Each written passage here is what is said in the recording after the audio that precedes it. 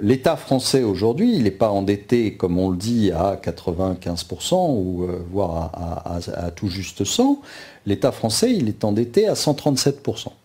D'accord ? Si vous rajoutez la dette des régions, etc., c'est 137%. Bon, c'est quand même une dette d'État. Hein. Quelqu'un la paye et c'est nous. Bon.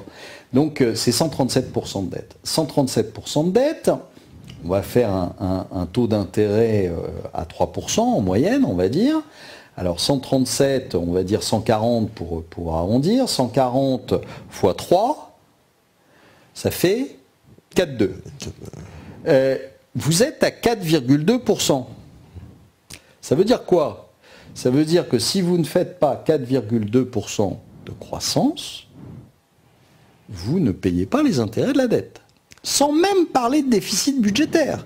Imaginons que vous soyez à l'équilibre.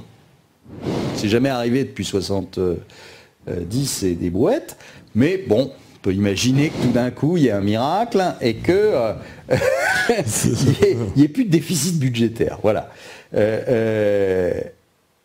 Il faut, pour payer les intérêts de la dette, il faut 4,2%. Bon. Je vous ai dit tout à l'heure que au grand maximum, on aurait 1% de croissance. Ça veut dire quoi? Ça veut dire que vous allez être obligé d'emprunter pour payer les intérêts de la dette. Pas pour rembourser de la dette. Pour juste payer les intérêts de la dette annuelle. C'est tout.